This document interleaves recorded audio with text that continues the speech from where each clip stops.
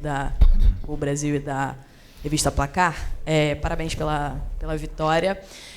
Mas antes de falar do jogo, eu queria tocar no ponto do Bruno Henrique, que foi uma notícia que a gente teve ontem, né, várias situações, enfim, envolvendo uma denúncia em relação ao Bruno Henrique. Ele veio para o jogo hoje, você colocou ele em campo. Eu queria saber se vocês conversaram, como é que está a cabeça dele diante de tudo isso que está acontecendo, Felipe. E queria saber de você, né, que sempre é um cara que se posiciona muito bem sobre diversos assuntos envolvendo futebol. Esse assunto específico, como é que o futebol, as instituições, os clubes podem trabalhar para que esse tema, né, das apostas esportivas, enfim, os jogadores, e a gente tem visto alguns casos no mundo de suspeitas, como é que se pode trabalhar para que se evite situações como essa do Bruno Henrique? A gente ainda não sabe o que vai acontecer, mas para que os jogadores estejam cada vez mais longe de situações assim. Bom, obrigado primeiro, boa noite. O Bruno, claro, conversei com ele, ele está normal, absolutamente normal, se apresentou com todos os companheiros. E, como eu falei na outra entrevista, ano passado, a mesma coisa. A única coisa que pedimos, que ele deve pedir, mas eu peço por ele, é a presunção de inocência, né? Uma pessoa que tem o direito de se defender das acusações e ele tem a presunção de inocência. Então, como eu falei, uma postura de uma pessoa que está totalmente tranquila, hoje entrou em campo, foi companheiro dos companheiros, foi amigo dos amigos e absolutamente normal. Enquanto, claro, ele tiver disponível, um jogador muito, muito, muito importante e está disponível para mim. Sobre as casas de apostas, hoje o Diego Ribas colocou um vídeo, para mim foi assim, o que eu quero falar, o Diego falou. Se alguém quer saber o que eu penso, tá, o Diego falou por mim ali. Quando eu era novo, assistia a Fórmula 1 com meu pai e todos os carros tinham uma propaganda de cigarro, né? Hoje já não pode mais. Eu recebi várias ofertas para fazer propagandas de casa de apostas, não faço, porque eu sei o danino que é para as pessoas que apostam, né? É o vício que é uma droga, infelizmente. E daqui a 20 anos, a gente vai estar olhando e falar assim, caramba, todos os times, todos os lugares tinham anunciado casas de apostas, né? Mas o dano que está machucando, está fazendo em tantas pessoas, a gente não tem a real noção ainda, né, do que está acontecendo. E os jogadores, eles estão cada vez mais instruídos por o próprio clube. O Flamengo deu uma palestra sobre esse assunto, sobre o que os jogadores podem e não podem. Os próprios, na Espanha, por exemplo, desde que eu estava lá em 2015, 2016, falavam todos os anos, né, sobre o que a gente tinha, nossa conduta, e o Flamengo fez isso esse ano. Então os jogadores estão cada vez mais instruídos para não serem nunca abordados. Okay. E boa noite, Felipe. Léo José, do Coluna do Fla. Ainda também no extracampo, hoje a gente viu o Flamengo jogar jogo em casa, no Maracanã, só que para 30 mil, 32 mil torcedores no Maracanã. E você, como torcedor histórico, já sabe, torcedor e também jogador multicampeão, sabe a diferença de que é jogar no Maracanã lotado, 55, 60 mil torcedores, e um Maracanã com público reduzido. Como que é para você, agora como técnico, encarar o Maracanã com esse público, sendo que a gente sabe que o potencial da nação rubro-negra é botar 60, 65 mil torcedores? O que eu mais quero é que o nosso torcedor nos leve e nos empurre e lote o Maracanã.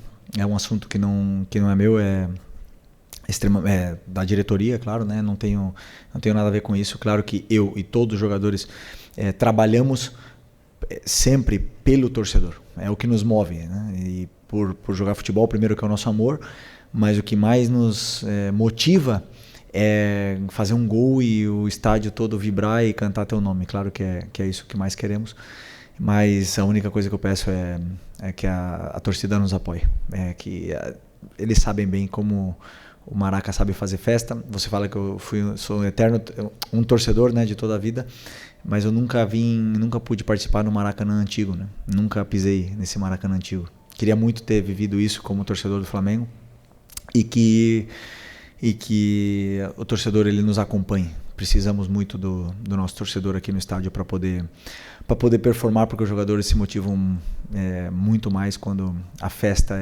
é linda da torcida. Felipe, boa noite. Laje do Alfovo, da Flamengo TV. Só um segundo. A partir de agora, a gente vai começar a entrevista coletiva do jogo que acabou de encerrar, que, aliás, é a proposta aqui. Sobre questões institucionais, vocês procurem a Mariúcha, ela marca com a direção jurídica e ele vai atender vocês, esclarecer as questões. A partir de agora, a gente fala aqui sobre o jogo, tá bom? Vamos lá.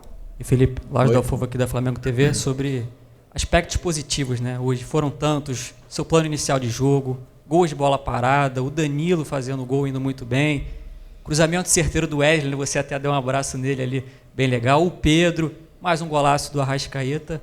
Queria que você comentasse como técnico, quão orgulhoso você sai dessa partida, uma goleada histórica, e o quanto isso vai impactar na confiança dos jogadores para esses próximos jogos. Bom, eu estou muito feliz pela vitória, pelo resultado, pela eficácia, né, que fala, né? Que vocês cobram tanto aqui em todas as coletivas. Eu sempre digo que tem vezes que a bola vai entrar de um jeito que ninguém espera e tem dias que a bola não vai entrar. Isso é futebol, mas os jogadores têm esse poder ofensivo. Mas eu não me iludo com o resultado, eu não me iludo com nada disso. Eu sempre, quando eu analiso, eu tento colocar o resultado de lado, né? Independente da vitória ou da derrota. E hoje, os gols que a gente fez cedo nos deram esse poder, essa confiança e tudo mais, mas são muitas coisas que eu sei que fizemos bem, mas também tem muitas que não fizemos bem. Portanto, o resultado elástico ele é maravilhoso para o torcedor, para os jogadores ganhar confiança, mas o treinador tem muitas coisas que corrigir desse jogo aqui, principalmente no primeiro tempo. Fizemos coisas que temos que melhorar. Felipe, aqui Isaac Andrade do Flavoz. Nessa vibe de jogo boa que aconteceu hoje, mas recapitulando que nos resultados ruins do Flamengo, principalmente na última derrota, você disse, a culpa é minha. Então eu vou fazer agora o contrário. Hoje, o mérito é teu. O que o Felipe Luiz hoje, né, que ganhou, que encantou e que já antecipou o chocolate para várias famílias rubro-negras, fez para ganhar da forma como ganhou do Juventude? Não, sinceramente, assim, eu falei nas outras coletivas e não tenho problema em assumir meus erros, né? E hoje aconteceram coisas durante o jogo que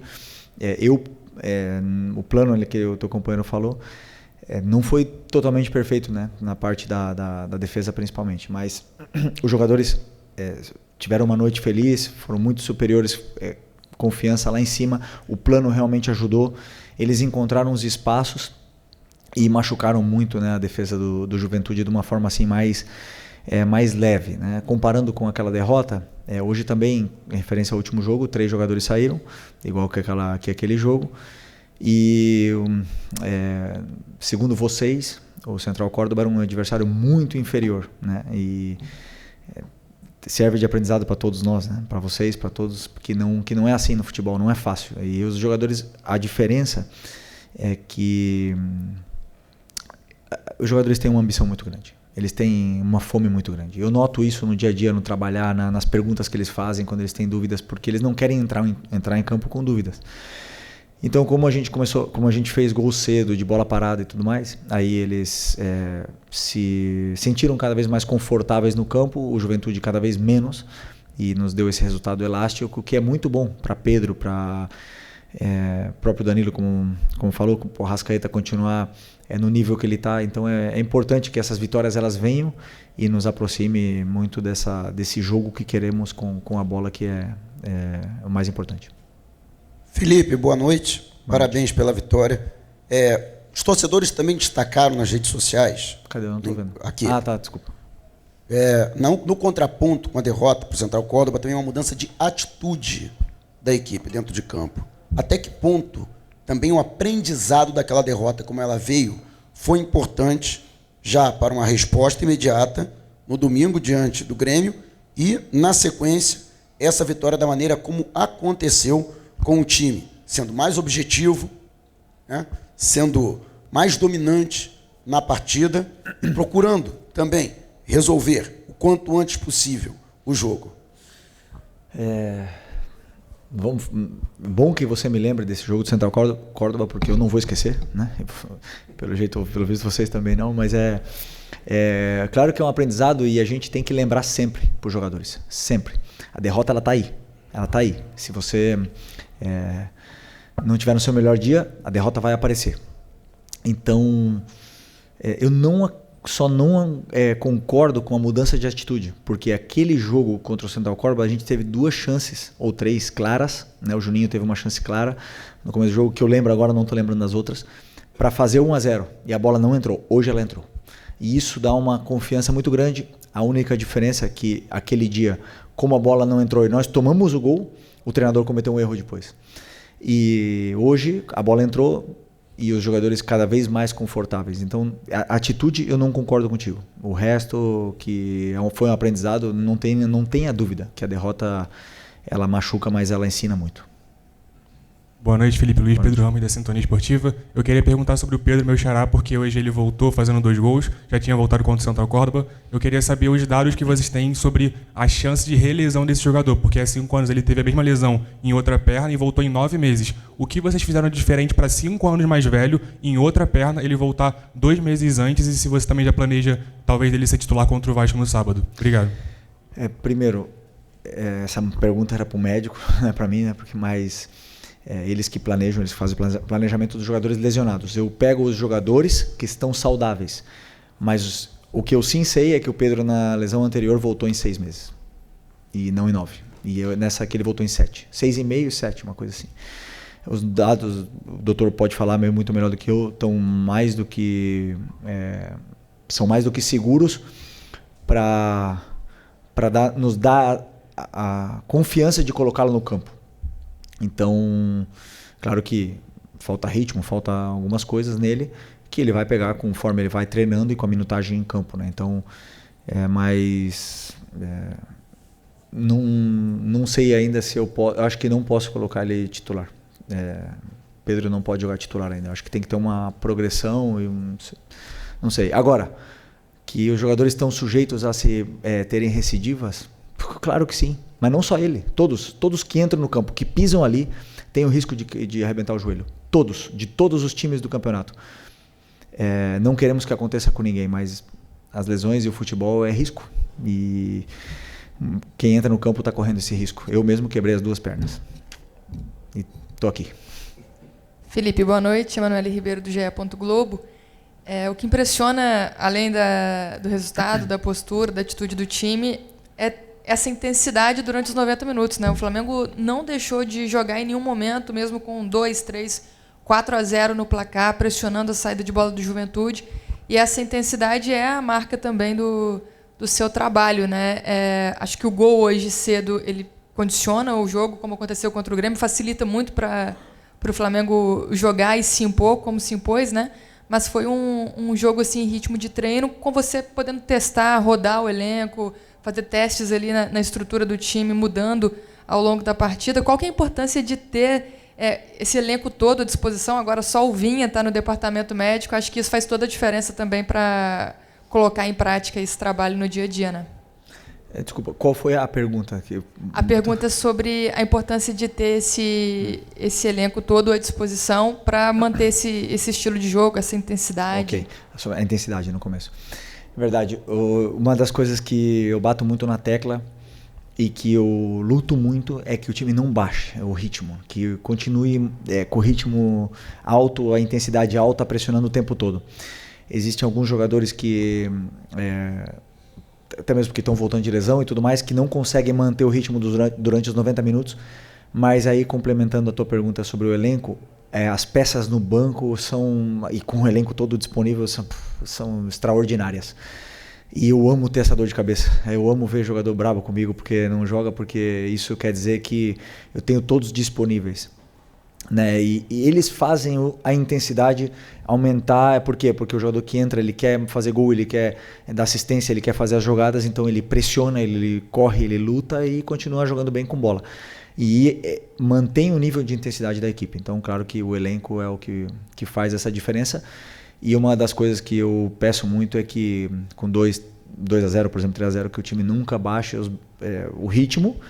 E hoje eles fizeram isso e vem comprando essa ideia.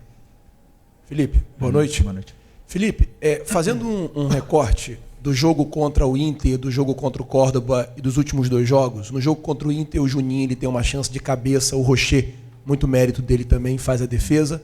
No jogo contra o Córdoba também acaba que perde um gol ali antes dos 4 minutos. No jogo contra o Grêmio, o Arrasca aproveita essa oportunidade, ele faz esse gol no começo. E hoje, o gol saiu ali com 11 minutos mais ou menos, mas antes do gol a gente já via o time chutando de fora da área. Foi uma orientação sua para que quando o adversário ele jogar com... A gente via ali claramente 2 linhas de 4, né, defendendo no Juventude. Foi uma orientação sua que os jogadores arriscassem mais de fora da área quando tivesse essa chance, assim, quando tivesse muito embolado a defesa do time adversário? Eu queria que você falasse sobre isso e dessa importância desses gols logo no começo, até para o Flamengo conseguir impor o seu jogo sobre o adversário. Eu falei em outra entrevista que, por exemplo, o jogo é um guia para a gente para poder corrigir e melhorar a nossa equipe. Uma das coisas que falta realmente é a zona de finalização. O time chega, mas claro, as chances quando os adversários se fecham nunca são claras, né? E aí você tem que buscar recursos como cruzamento, chute e tudo mais. E claro que uma das coisas que tínhamos e temos que continuar melhorando é esse terço final. Acho que eu vi uma entrevista do Seabra essa semana que ele fala sobre criar mecanismos, e aí a gente faz isso. A gente leva o time até ali e depois dá mecanismos para que eles ocupem bem a área, para que eles entrem nos intervalos, para que eles ataquem o espaço e encontrem soluções por si só para poder resolver. Depois a qualidade do jogador é que faz a diferença, porque eu não posso nunca fazer um treino e ensinar o jogador a chutar a bola do jeito que o Arrasca chutou hoje, é impossível. Então eu levo ele até ali, eu crio a estrutura, dou mecanismos, depois a qualidade dele aparece e sobressai. E como eu disse também, tem dias que a gente vai ser mais feliz e outro dia vamos estar mais espessos na frente do gol. Mas o importante é que o time mantenha a estrutura e a solidez, porque para mim é muito, muito importante que o time seja sólido na parte defensiva, que foi um dos guias que a gente teve que melhorar do jogo da Libertadores. Oi, Felipe, aqui à sua direita, Sérgio Lobo, parabéns aí pela vitória. Queria que você falasse um pouquinho mais sobre o Arrascaeta, porque eu tenho percebido nos últimos jogos que o rendimento dele fisicamente tem melhorado muito. Queria saber se vocês estão fazendo um trabalho com ele diferenciado nesse sentido. E outra coisa, sobre o posicionamento dele. Ele também me parece que ele está jogando mais perto do gol. E ali ele é muitas vezes letal, como foi hoje, como foi contra o Grêmio 2 vezes. Você está reparando nisso também? Você mudou ele um pouquinho de posição, botou ele mais perto do gol e fisicamente. E só um outro detalhe, como é que está o Alexandre? Me parece que é na mesma lesão que ele teve no Campeonato Carioca, na mesma coxa, não é isso? Eu não acho que é a mesma lesão do Alex, não, eu acho que não é, mas falei com ele rapidamente, ele falou que foi muito leve, eu senti alguma coisa muito leve, mas vamos esperar o exame para ver o que realmente aconteceu, porque é um jogador muito importante, fundamental. Sobre o Arrasca, o planejamento físico de um jogador que volta de lesão, de uma operação do joelho, que fica 2 meses e meio parado, descondiciona, a perna atrofia, e aí tem uma volta, um retorno, e conseguimos nesse Campeonato Carioca dando essa minutagem sem sobrecarregar um pouco, para ele também voltar ao peso normal, para ele recuperar os níveis de força, e somando treinos aquisitivos para que ele pudesse recuperar a forma física. Era questão de tempo, Com os jogos ele vai, e com os treinos ele vai melhorando. E uma das coisas que ele tem de bom é que ele se cuida, que é um cara que gosta de treinar, que treina com muita intensidade, treina todos os treinos sério, aquece sério, faz o trabalho de força na academia. Então o rendimento ele vai chegar, o físico vai chegar. E quando o físico tá bem, a minutagem vai voltar a dar a confiança necessária que o jogador perde quando fica fora, né? Fica lesionado. E hoje ele está já perto do prime do que a gente conhece. É um jogador muito diferente, como eu falei, é muito diferente. Ele é muito diferente. É uma loucura ver o que ele faz nos treinos e nos jogos. É um jogador que é muito especial. E sobre a posição dele, são ajustes micro, detalhes que a gente faz, mas não é o pisar na área ou chegar mais perto da área, é uma característica dele. É um jogador que tem números. Ele te dá gols e assistências altos durante uma temporada. Então ele dá quase toda a temporada mais de 10 gols e mais de 10 assistências. Portanto, é um jogador que pisa a área. Um jogador que não pisa a área, que não tem essa facilidade de chegar, ele não te dá esses números. Então, é uma coisa dele, e nos próprios treinos você vê que ele está ali toda hora, que ele está chegando porque ele tem esse faro, né, de gol e de assistência. Então, é mais dele do que meu, esse posicionamento. Boa noite, Felipe. Aqui, Sidão Marinho da Litoral News. O Flamengo faz um belíssimo início de brasileiro. É o time que mais cria grandes chances disparado.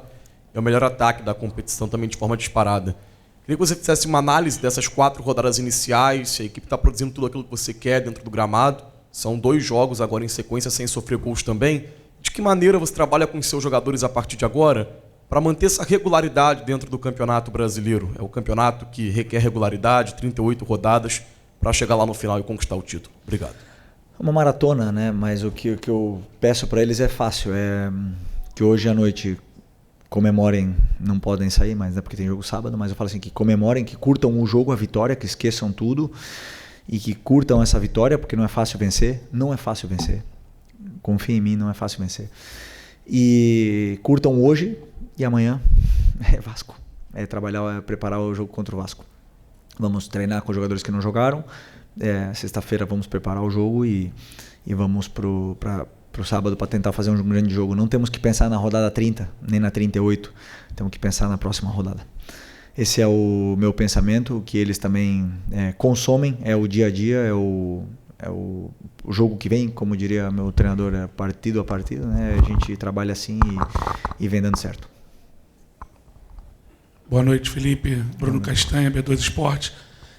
A gente vem falando nesses últimos jogos sobre a falta de contundência, de efetividade do Flamengo nesses últimos jogos. Hoje não. Hoje teve muitos gols e gol de cabeça, gol de fora da área. Mas eu quero falar especificamente do gol do Plata. Ano passado eu te perguntei sobre a posição que você pensava em escalar o Plata e você me falou que ele poderia ser esse falso 9. Hoje você escalou nessa posição, ele faz um gol no ataque espaço, que você fala que é fundamental para o jogo, mas também o que ele gera de jogo jogando por ali. Eu queria que você comentasse especificamente sobre isso. Obrigado. O Plata é um jogador muito completo. É um tipo de jogador que apaixona o torcedor, porque ele corre o jogo todo, ele luta, ele tem muita qualidade, ele joga muito bem pressionado.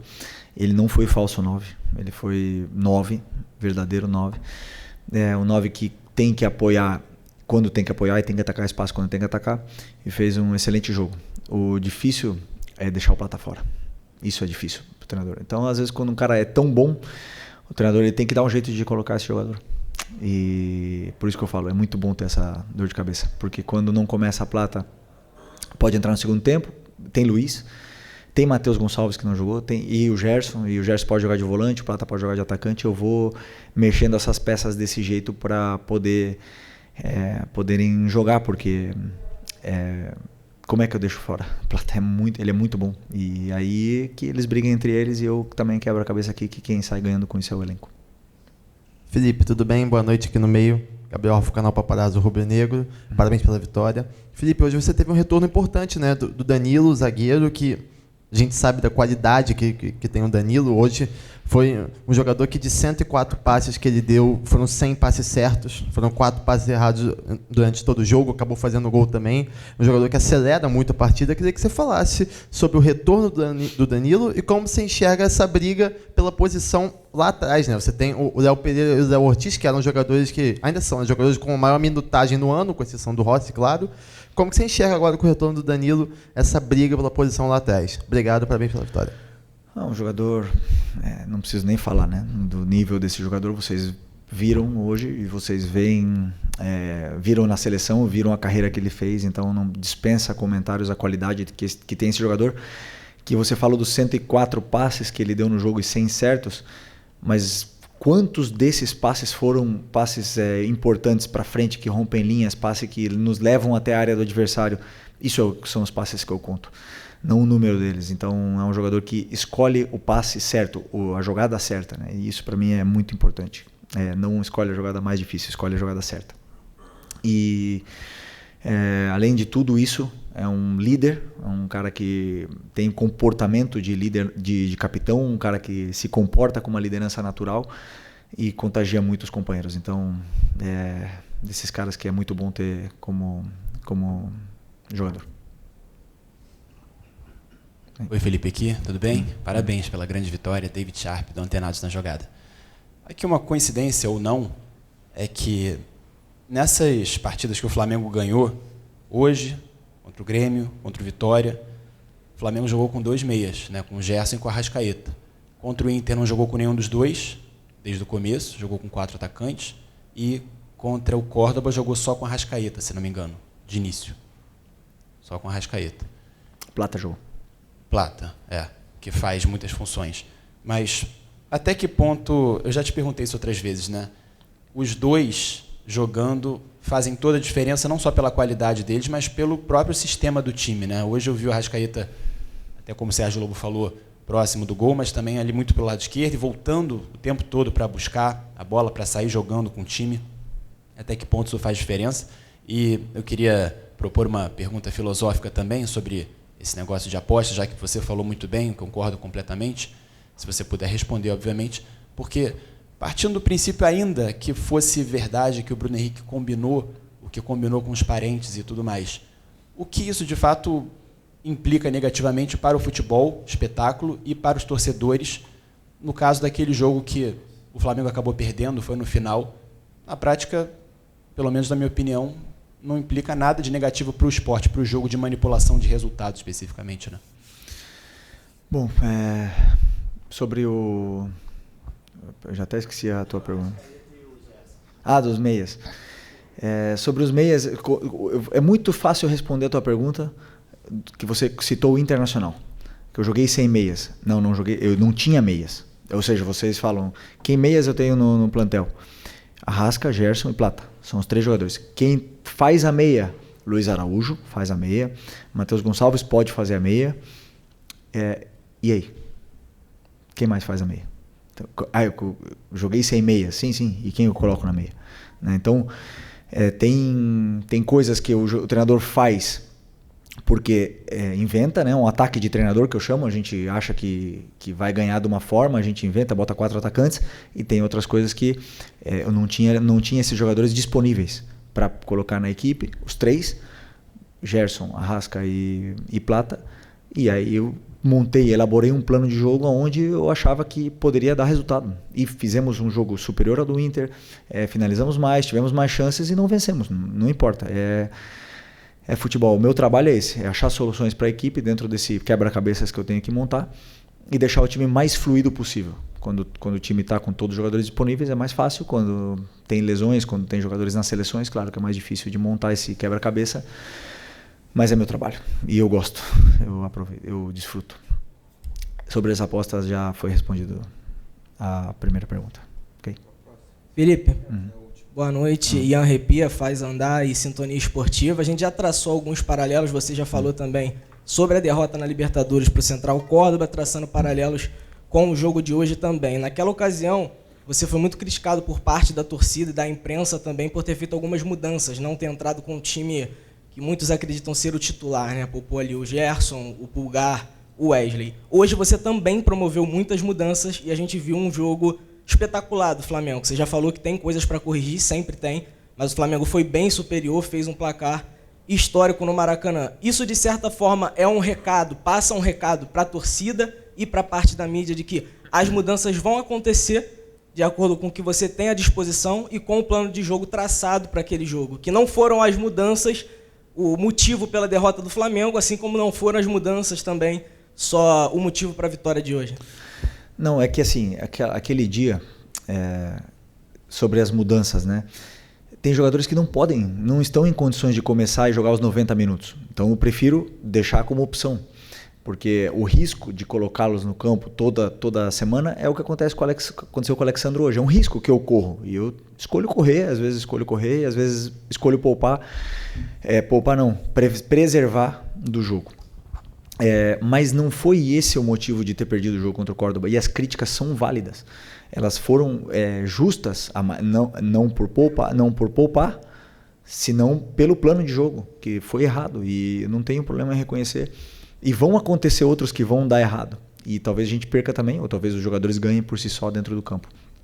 Então eu não tenho problema em ser criticado, em ser vaiado, que a torcida me cobre, porque quando eu vim pro Flamengo, eu sei como é que é esse clube e eu vivo bem com isso. O problema desse trabalho aqui é que eu gosto até quando dá errado. E quando tem crise, eu gosto, eu desfruto, eu aproveito, eu melhoro, eu cresço e é assim que eu vivo. Claro que não é confortável, não é nada agradável, mas é parte do meu trabalho. E não é mandar recado a ninguém, não quero mandar quando vence, nada disso. O que eu quero é vencer o jogo, vencer o próximo e chegar num objetivo nosso que é estar lá em cima no final do campeonato. Okay? Obrigado, boa noite, pessoal.